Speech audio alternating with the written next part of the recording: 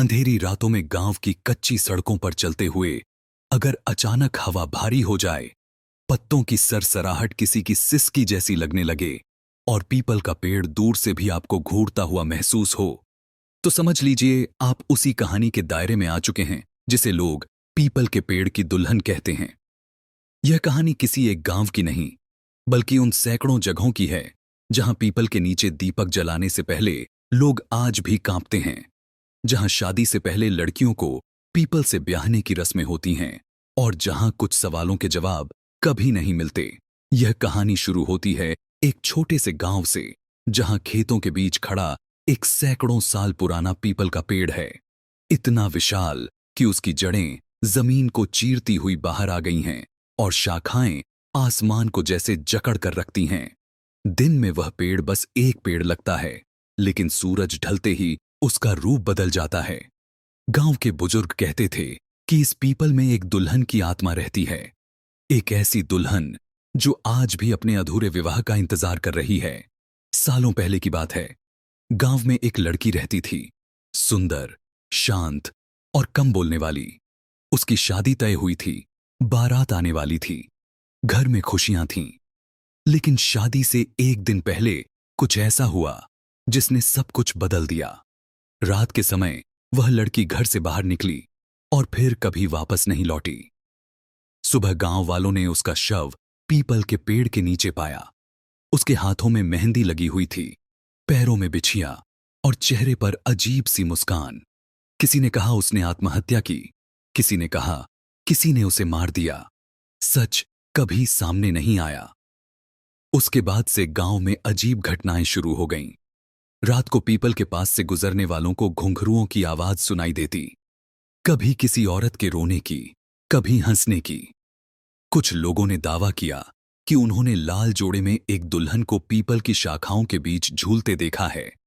धीरे धीरे डर इतना बढ़ा कि सूरज ढलने के बाद उस रास्ते से कोई नहीं गुजरता था। समय बीतता गया, पीढ़ियां बदल गईं, लेकिन पीपल और उसकी दुल्हन की कहानी जिंदा रही। गांव की लड़कियों के साथ अजीब घटनाएं होने लगीं।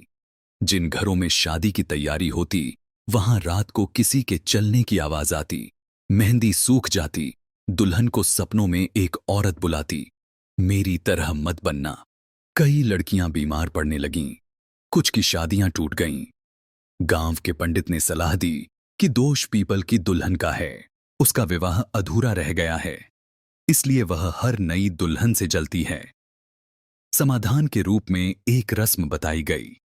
लड़की की शादी पहले पीपल के पेड़ से कराई जाए ताकि उसका वैवाहिक दोष कट जाए। इस रस्म के बाद असली शादी हो। गांव ने इसे मान लिया, क्योंकि डर के आगे तर्क कमजोर पड़ जाता है। लेकिन कहानी यहीं नहीं रुकती। एक समय गांव में एक पढ़ा लिखा युवक आया। शहर में पला बढ़ा, इन बातों पर विश्वास नहीं करता था। उसे इस कहानी में अंधविश्वास के अलावा कुछ नहीं दिखता था।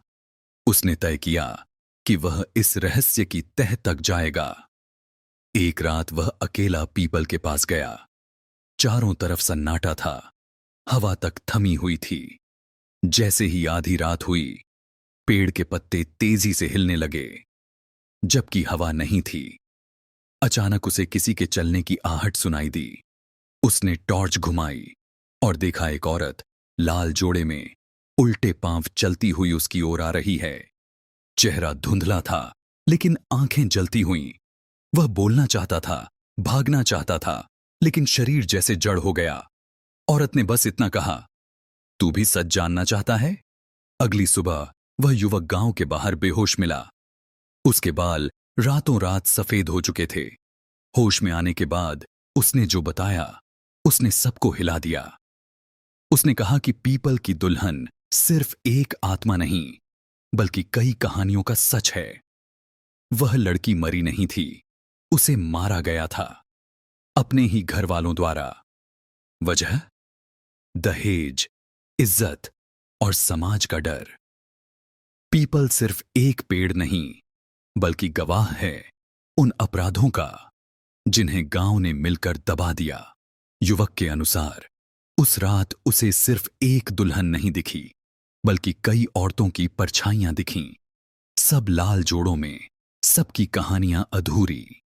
पीपल की दुल्हन कोई बदला लेने वाली चुड़ैल नहीं थी, बल्कि एक चेतावनी थी। वह हर नई दुल्हन को इसलिए डराती थी ताकि कोई और लड़की उसकी तरह न मरे। गांव वालों ने उसकी बातों पर ध्यान नहीं दिया। सच स्वीकार करना सबसे मुश्किल होता है। उन्होंने युवक को पागल कह दिया और कहानी फिर उसी मोड़ पर लौट आई। डर, रस्में और चुप्पी। लेकिन अंत में सवाल वही रह जाता है, अगर पीपल के नीचे आज भी दुल्हन दिखाई देती है, अगर आज भी आवाजें आती हैं, तो क्या वह आत्मा सच में भटक रही है, या वह हमें याद दिला रही है कि असली डर भूत प्रेत नहीं, बल्कि इंसानों के किए हुए वो अपराध हैं जिन्हें हम परंपरा और चुप्पी के नीचे दबा देते हैं।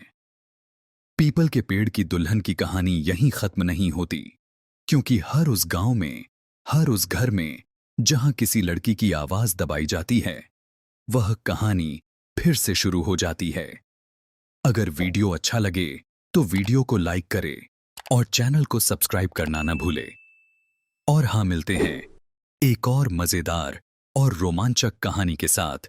तब तक के लिए धन्यवाद।